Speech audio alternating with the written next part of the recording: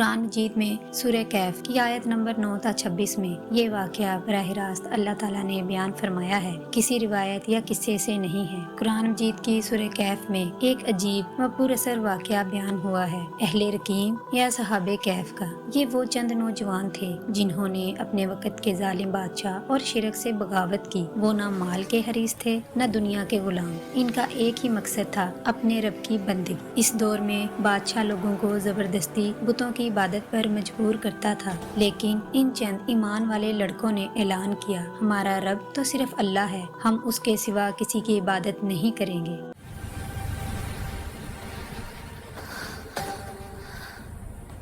ان کے ایمان کی قیمت بہت بھاری تھی، جان کا خطرہ، قید یا موت، مگر انہوں نے ایمان کو دنیا پر ترجیح دی۔ وہ اپنے ایمان کی حفاظت کے لیے شہر چھوڑ کر ایک غار میں چلے گئے۔ غار میں پہنچ کر وہ دعا کرتے ہیں، اے ہمارے رب، ہمیں اپنی رحمت عطا فرما اور ہمارے معاملے میں درست راستہ دکھا۔ اللہ نے ان پر ایسی نیند طاری کر دی جو عام نیند نہیں تھی۔ وہ سو گئے اور ان کے ساتھ ایک وفادار کتا تھا جو دروازے پر بیٹھا ان کی حفاظت کر رہا تھا۔ اگر کوئی قریب آتا تو ایک کتا خبردار کرتا۔ ایک دو دن نہیں بلکہ 309 سال تک غار کا دروازہ دھوپ سے یوں ڈھکا رہا کہ روشنی صرف کناروں تک آتی تھی۔ اللہ نے سورج کی روشنی کو کنٹرول کیا، ان کے جسموں کو خراب ہونے سے بچایا، ان کے پہلو بدلتا رہا۔ یہ سب اللہ کی قدرت کی نشانیاں تھی تاکہ جسم سلامت رہے۔ باہر لوگ بدل گئے، بادشاہتیں ختم ہو گئی، نسلیں گزر گئیں، مگر یہ نوجوان اپنی نیند میں محفوظ رہے۔ جب وہ جاگے تو ایک دوسرے سے کہنے لگے، کتنی دیر سوئے رہے؟ شاید ایک دن یا اس کا کچھ حصہ۔